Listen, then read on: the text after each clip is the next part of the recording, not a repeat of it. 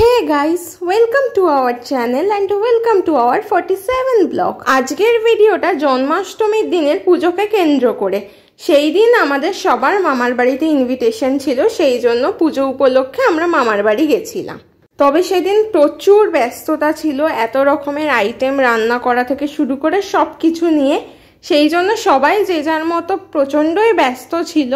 তাও আমি টুকটাক একটু আধটু ক্লিপস নিয়েছি কাজের ফাঁকেই।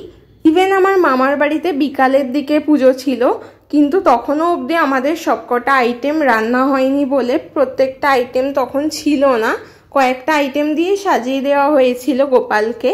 তারপর পুজোর পর যখন সব রান্না হয়ে গেছিল, তারপর সব কিছু গোপালের সামনে দেওয়া হয়েছিল। এই যে এখানে মা পনিরটা ভেজে নিচ্ছিল আর মামি এইদিকে পুজোর জোগাড় করছিল। এই যে এবার পুজো শুরু হয়ে গেছে দেখা যাচ্ছে। পুজো যখন শুরু হয়ে গেছিল তখন এখানে মা বা মেজমাসি কেউই ছিল না, ওরা রান্নার দিকটায় ছিল।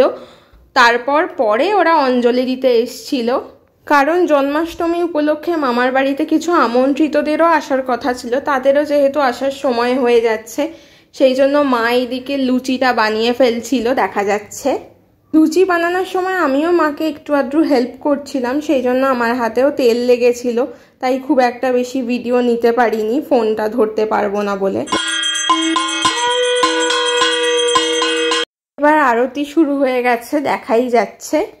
পুজোটা যেহেতু বিকাল বিকাল হয়েছে, তাই তখনও অবধি তেমন কেউই আসেনি।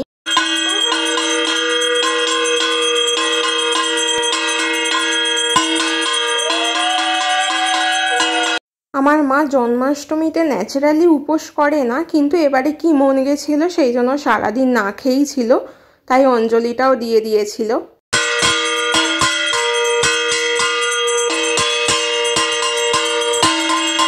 এই যে আমি বারবার ডাকার পরে তারপর অবশেষে মাসি আর মা চলে এসছে অঞ্জলি দিতে।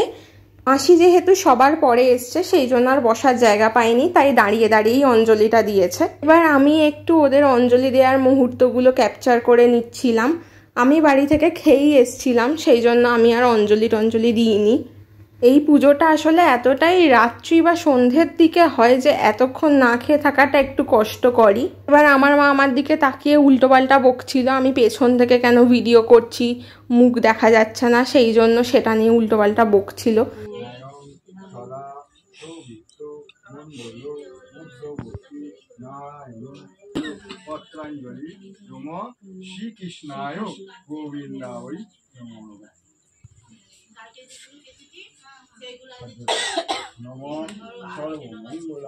সেটা শুনে আমি মাকে বলছিলাম, তুমি এমনিই ফেমাস, তোমাকে কেউ পেছন থেকে দেখলেও চিনে যাবে। সেটা শুনে আবার হাসছিল। যাই হোক, এবার এই যে এখানে দেখা যাচ্ছে অনেক রকমের ফল, তারপর লুচি, মিষ্টি, সুজি, তালের বড়া, নাড়ু, মালপোয়া, এগুলো সবই আমাদের বাড়িতেই বানানো। আর জন্মাষ্টমী বলে কথা, তালের বড়া, মালপোয়া, নাড়ু এগুলো না বানালে কি আর হয়। যাই হোক, এবার এই যে এখানে দেখাই যাচ্ছে মাসি রাধা কৃষ্ণ দুজনের জন্যই আলাদা আলাদা মুকুট এনেছে। এর আগে মাসি একটাই মুকুট আনতো বড় দেখে, দুজনের মাথাতেই পরানোর জন্য একসাথেই হয়ে যেত, কিন্তু ওই মুকুটটা খুব খুলে পড়ে যেত, কিছুতেই মাথায় থাকতো না। সেই জন্য তারপর থেকে মাসি দুজনের জন্য দুটো আলাদা আলাদা মুকুটই আনে প্রত্যেকবারই। এই যে এখানে আমার মা এবার আনারস কাটতে বসে গেছে আনারসের চাটনির জন্য। আনারস কাটা খুবই কঠিন একটা ব্যাপার আমার, যেটা দেখে মনে হলো। যাই হোক, মা এবার আনারসের খোসাটা ছাড়িয়ে নিয়ে আবার চোখগুলো ছুরি দিয়ে আলাদা করে কেটে বাদ দিচ্ছিল, সেগুলো নাকি বাদ দিয়ে দিতে হয়। কি কি মেনু হয়েছিল আমি বলে দিচ্ছি। চিলি পনির, খিচুড়ি, লুচি, এখানে ছিল ফুলকপির তরকারি, আনারসের চাটনি, পায়েস, অনেক রকমের ভাজা ছিল, কি কি ছিল এক্স্যাক্টলি বলতে পারবো না, আর সুজি। এগুলো সব আমাদের রান্না হয়েছিল সেদিন। আর কিছু আইটেম ছিল কিনা আমার এক্স্যাক্টলি মনে নেই, এখানে এই আইটেমগুলোই দেখা যাচ্ছে, তাই আমি সেগুলোই বলে দিলাম। আর এই যে এই দুটো কাঁঠাল দেখতে পাচ্ছ, এই দুটো কাঁঠাল আমাদের গাছের কাঁঠাল। এই দুটো কাঁঠালই মা একমাত্র রেখে দিয়েছিল জন্মাষ্টমীর পুজোতে দেবে বলে। যেহেতু অনেকদিন আগে কাঁঠালগুলো নামানো হয়ে গেছিলো, সেই জন্য একটু গলে গলে গেছিল, না হলে ন্যাচারালি আমাদের গাছের কাঁঠাল খুবই সুন্দর হয়। Thanks for watching. Like, share, subscribe করতে ভুলো না।